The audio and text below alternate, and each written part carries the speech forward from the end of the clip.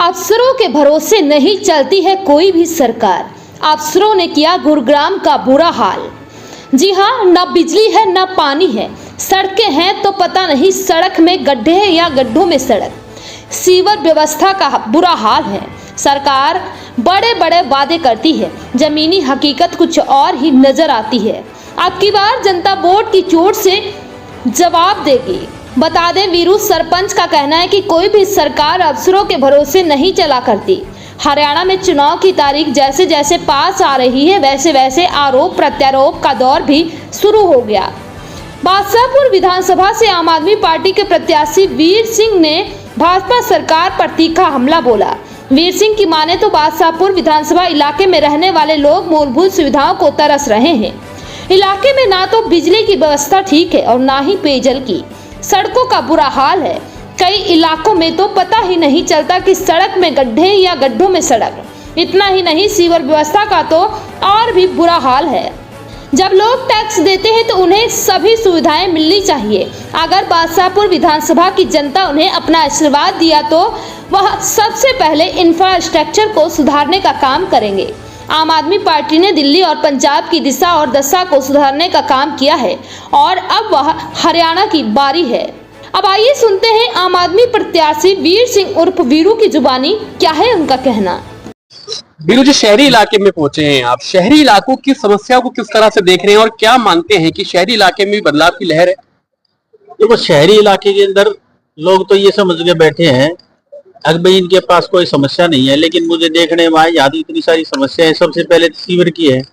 बारिश के अंदर जो सारा जो सीवर की अब सफाई नहीं हो रही है, एमसीजे के इलेक्शन ना होने की वजह से जो सरकार ने अफसरों से जो सरकार चलाने का जो काम किया है वो कति सरासर गलत है। इस वजह से आप देखोगे तो कहीं भी सीवर सारे लोग ओवरफ्लो हो रहे हैं, कोई सफाई नहीं है। वैसे सफाई व्यवस्था जो कति खत्म पड़ी है। एक बारिश होते के साथ समुद्र के अंदर सारी गलियां भर जाती है, घर पाने जाने के लिए बड़े मजबूरी हो जाती है लोगों की। तो समस्या तो बहुत सारी है। ये थोड़ा है भाई जो सेक्टर में रहने लग गया तो उसकी समस्या सारी सरकार ने सोल्व कर दी, नहीं करी किसी ने।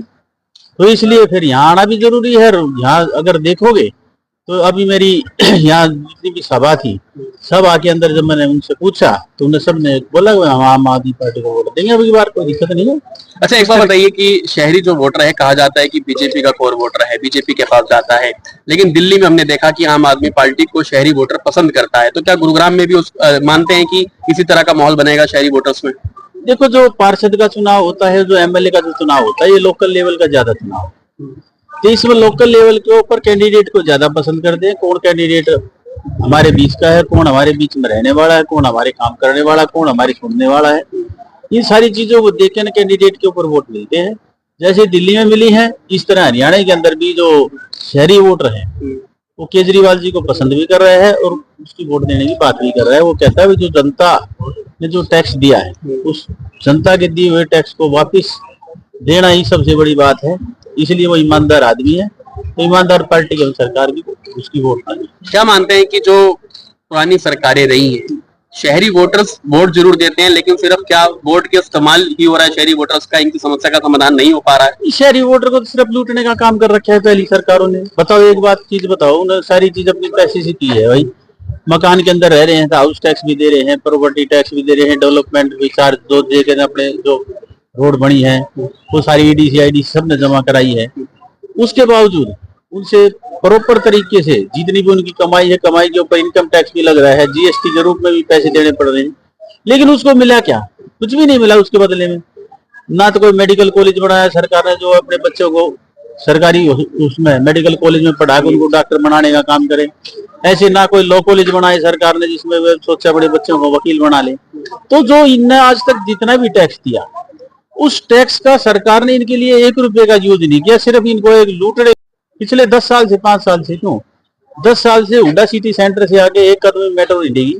आप जब भी देखोगे 6 महीने के अंदर एक अखबार के अंदर जरूर दिए आ जाएगा तो छपके ने कि डीपीआर तैयार होगी, अब यहाँ स्टेशन बनेगा, यह स्टेशन बनेगा, लेकिन पूरे 10 साल में सिर्फ कागजों में तो रहा, अखबारों में तो वो पोस्टर छपका आया कि यहाँ से रेल मेट्रो जाएगी, लेकिन एक कदम भी चलने का काम नहीं किया।